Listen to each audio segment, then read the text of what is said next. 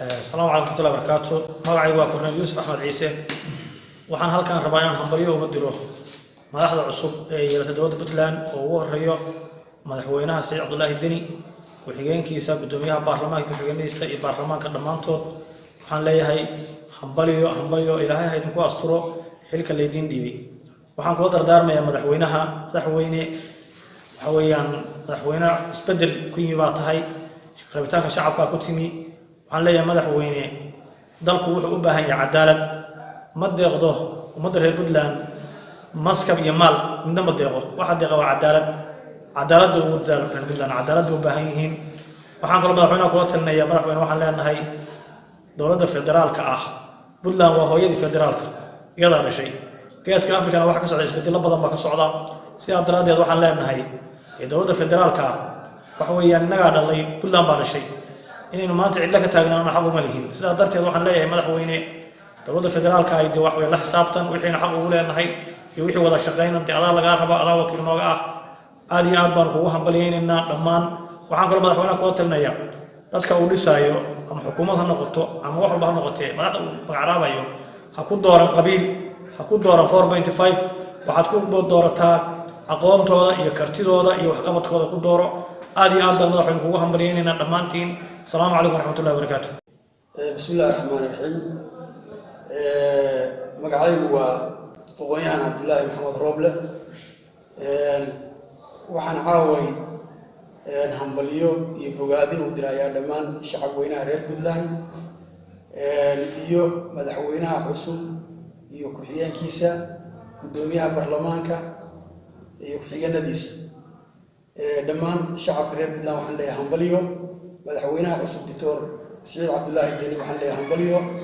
runtii waa aqoonyahan siyaasi ugu cadaaya oo waxa weeye siyaasadda Soomaaliya saameyn badan ku leh aan is leeyahay dalka iyo dadka ayuu wax badan ka bedeli karaa horumarna gaarsiin karaa. runtii dalku wuxuu u baahan yahay isbedel wuxuu u baahan yahay horumar iyo siyaasad hufan. dalku wuxuu u baahan yahay cadaalad iyo dhammaan in la horumariyo institutionska dawladnimo oo runtiis leeyahay yani waxa way wiig badan ayaa ku jira ama sidii la rabay 20 sano heerkii la rabay ma ay gaarsiisna. waxaan rajaynayaa Saciid Cabdullaahi Deni inuu noqdo madaxweynihii horumarka gaarsiin lahaa iyo isagoo soo celinaya rajadii reer Puntland ee 20 sano sugayeen. runtii waxaan is leeyahay waxa dalkan u baahan yahay in dhammaan institutionska dawladnimo waxa weeye la tayeeyo oo dadka ku habboon oo aqoonta leh oo dalka jooga oo dalka wax u bartay in looga faa'iideeyo oo laga faa'iideysto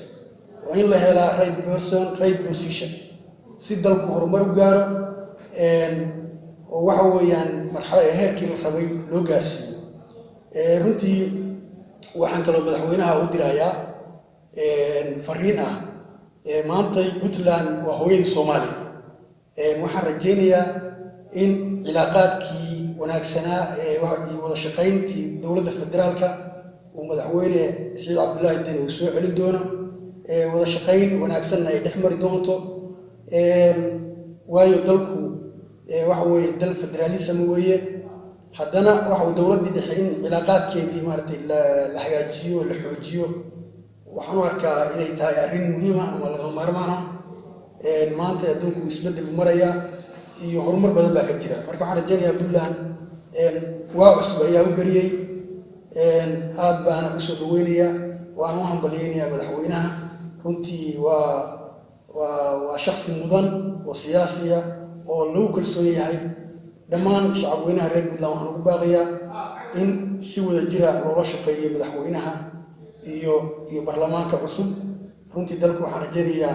dal isla xisaabtan iyo accountability iyo transparency lagu dhaqo sharciguna uu sareeyo inuu noqdo dadka aqoonyahanka iyo kawadiirta dalka joogtana dawladda looga faa'iideeyo si dalku horumar u gaaro. aad iyo aad baan waxa uu soo dhaweynaa madaxweynaha marlabaad waxaan leeyahay hambalyo. السلام عليكم ورحمة الله وبركاته. السلام يا مدة الصوماليات كارهان waxaan doonayaa inaan halkaan hambalyo uga diro madaxweynaha cusub oo la doortay Saciid Cabdullaahi Deni maanta baarlamaanku doortay ku-xigeenkiisa Axmed Karaash waxaan leeyahay madaxweyne hambalyo ee ku soo dhaweey Puntland shacabka Puntland waa shacab dowladnimada jecel laakiin weli dowladii baahiyahooda xaq qabtiri lahayd ma ay helin mar walba tabashaa jira 20 sano oo Puntland jirtay waxyaabo badan oo qabsoomay waa jiraan waxyaabo badan oo ku sugaya jira waxaan doonayaa madaxweyne inaan xusuusiyo ballanqaadyo samaysay oo dhalinyaradu ay aad iyo aad ka dhursugayaan oo dadka horeeyeen intay ballanqaad ku fashilmeen kaasoo barnaamijkii qof iyo cod maanta sifada ku soo baxday waxa ka sii fiicnaan lahayd inaan ku soo bixi lahayd qof iyo cod waayo waxa dareemi lahayd shacabku inay ku rabaan laakiin 66 dhibaan wali nagu filan waxaan jecel lahay inaan naga gudbiso sifada 66 waxaan kale oo ka rajeynaynaa inaad soo celiso kadib Puntland waxaan kale oo ka rajeynaynaa inaad samayso heykal dawladeed Puntland waxa jiray wax dawlad ah laakiin dawlad kama jiro waxa ku sugaysa hawl dheer hambalyo kadib waxa jira xiriirka federaalka oo hore waxaan u dirayaa dhammaan shacabweynaha reer Puntland gaar ahaan guud ahaan shacabka Soomaaliyeed hambalyo gaar ah oo ku aadan madaxda cusub ee la wareegtay hoggaanka Puntland oo ugu horeeyo madaxweynaha cusub ee dowladda Puntland Saciid Cabdullaahi Deni iyo gudoomiyaha baarlamaanka iyo madaxweyne ku-xigeenka dowladda Puntland waxaan insha Allah rajeynayaa in ay noqdaan kuwii lagu baraaro isla markaasna horumar badan gaarsiiya gayiga Puntland waxaan fariin rabaa inaan u diro golaha baarlamaanka ee Puntland madaxweynaha Puntland iyo shacabweynaha reer Puntland fariinteeda koowaad waxaan u dirayaa golaha baarlamaanka Puntland oo hogaaminaya gudoomiyaha baarlamaanka waxaana aan leeyahay idinkoo ka shidaal qaadanaya baarlamaanadii idinka horeeyay iyo waxyaabihii ay wadanka ka sameeyeen khayr iyo wanaag iyo xumaanba in aad insha Allah sharciga aad wadanka ku dhaqdaan ogaataan awoodda sharciga inay idinku leeyihiin madaxweynaha Puntland cusub waxaan insha Allah aan u dirayaa fariin ah in uu Puntland uu ku talagalo in 20 sano hore wixii u qabsoomay ay ka muhiimsan yihiin waxa maanta laga sugayo oo 5 sano oo ugu horeyso nidaamka xisbiyada badan oo dadku aad u sugayaan inay hirgeliyaan ugu dambeeyna shacabka reer Puntland waxaan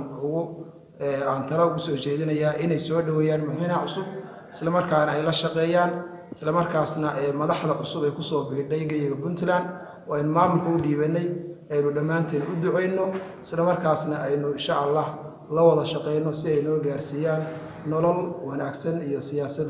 wanaagsan oo la jaanqaada siyaasadda Soomaaliya ka socota oo hogaaminayo madaxweyne Cabdullaahi Farmaajo iyo dowladda federaalka ee Soomaaliya